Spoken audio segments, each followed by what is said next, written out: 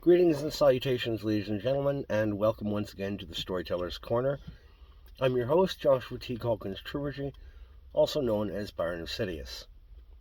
I had initially tried to do this video in the same format as I did the prior two Transformers character essays, doing a voice recording and then porting that over to my computer. However, my voice recorder app is being a little bit futzy right now. And unfortunately, even though I've already read and recorded this script, it did not transfer properly, and I tried twice, and the same problems arose, so I'm going to be doing it in this format. Starscream, a cautionary schemer.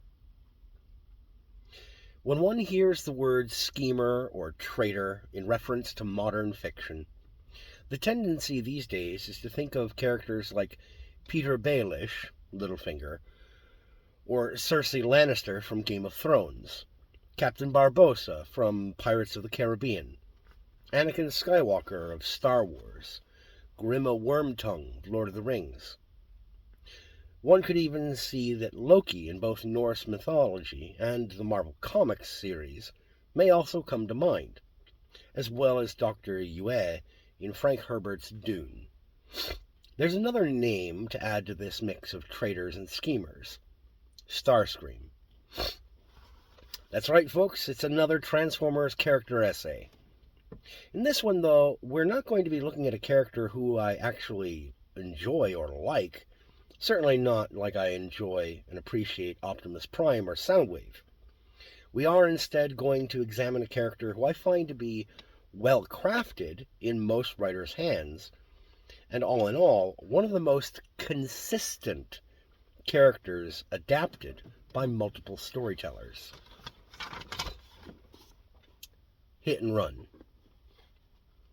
Viewers of the original Gen 1 Transformers cartoon undoubtedly recall Starscream tended to conduct himself in battle against the Autobots in the following fashion. Flanked by his fellow Decepticon jets Skywarp, Thundercracker, and later on Blitzwing, Starscream swooped overhead in fighter jet mode at top speed, unleashing rapid-fire barrages on the Autobots below.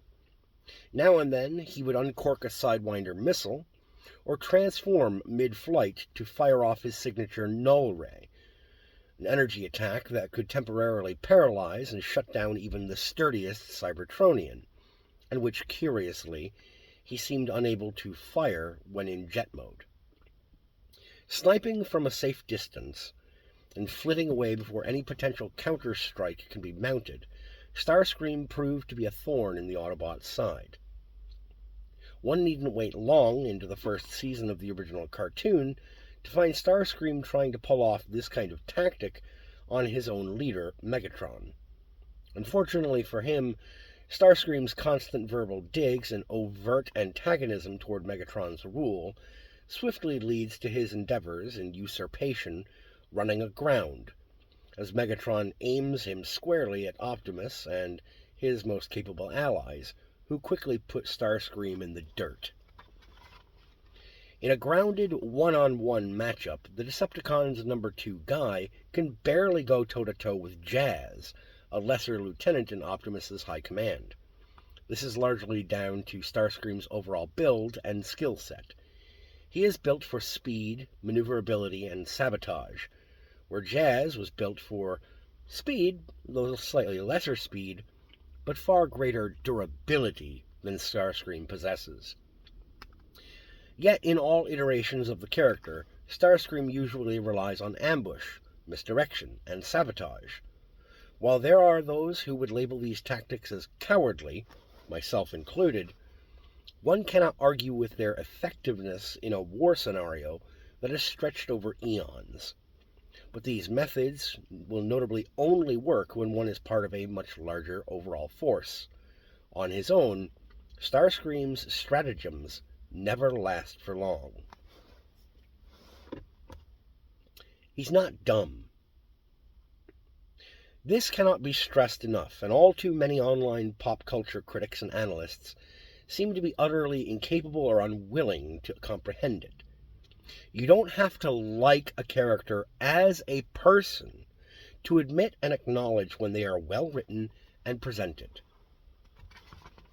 Let's take a humorous example. Look at Old Man Herbert on Family Guy. Herbert is portrayed as a less than subtle PDF file, right?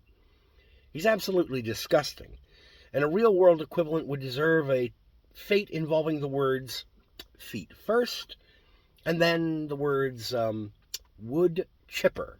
And I say it in that way in order to avoid the wrath of the algorithm. Math be upon it, algoelicum. I don't like Herbert as a person, but he is artfully and hilariously portrayed by Seth MacFarlane and his team. For me to try sitting here and saying otherwise, I would have to engage in critical dishonesty, the likes of which has not been seen since IGN's review of Dragon Age the Veilguard.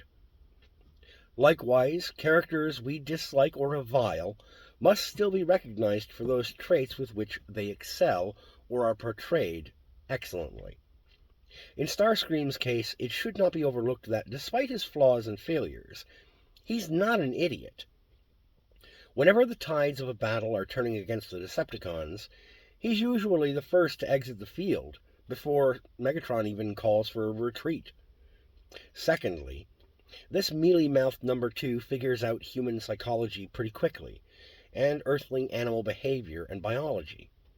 True, he holds both to be disdainful, but in the Marvel run of the Gen 1 and Gen 2 comics, he's only a little behind Soundwave and Shockwave in figuring out Earthling biology, patterns of behavior, and impulses.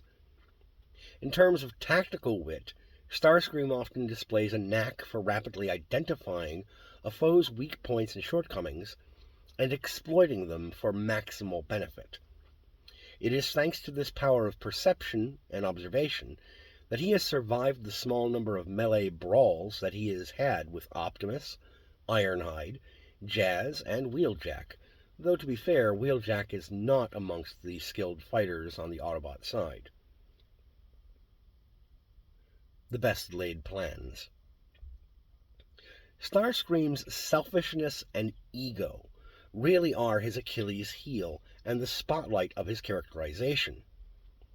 Early on in the Cybertronian conflict on Earth, he puts his own scheming creativity together with Soundwave's engineering genius, and together they designed the Constructicons, a group of new Decepticon soldiers who could combine into one giant Megabot. It was Starscream who recommended that their vehicular mode forms be construction vehicles, to better conceal themselves in human environments near sites of invaluable resources. It was also his suggestion that the Devastator mode be able to be instantly disassembled by Starscream's Null Ray or Soundwave's Sonic Cannon Blast in case the Devastator ran berserk beyond Decepticon control. This cooperation almost spelled the doom the first time the Autobots fought Devastator, as the Combiner behemoth was brutalizing Optimus's soldiers, while Prime himself was back at HQ, being repaired from an earlier battle. But the brave little Bumblebee taunted Starscream after observing that the jet was trying to avoid using his Null Ray in any way in Devastator's direction. And so he taunted and insulted him until the jet menace tried to take a shot with his Null Ray, which Bumblebee dodged, letting the shot hit and disassemble the Devastator.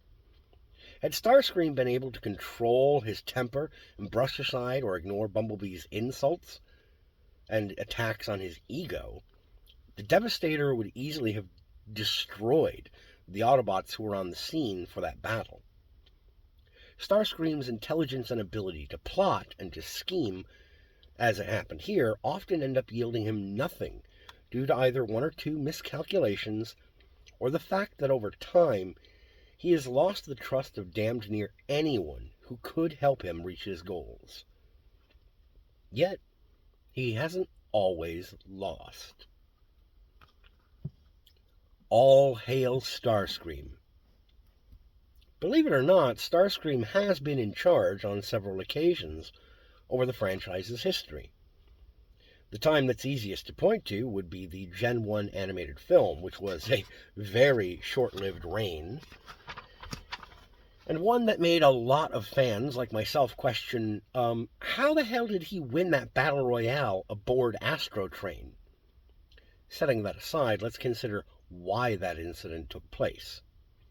Astro Train demanded to lighten the load, or he would never make it back to Cybertron. The wounded Decepticons were tossed out, with Megatron being carried to the door by Starscream. When Megatron croaks, "I still function," Starscream's sneering response was just so him. "Wanna bet?" Yeet. How, you may wonder, did Soundwave allow this to happen? Well, in the Marvel Comics adaptation of the film, the stoic comms expert does try to step in, but Starscream uses Soundwave's own tendency toward logic to explain to him that unless they can lighten the load, the remaining Decepticons, well, they can't afford to not get back. And even if they do with the wounded Megatron, they can't afford the time and resources that would be required to fully repair and recover him. Starscream manages to exploit Soundwave's tendency to logic, and that's why the big blue Decepticon ultimately ends up stepping aside, allowing Starscream to toss Megatron out.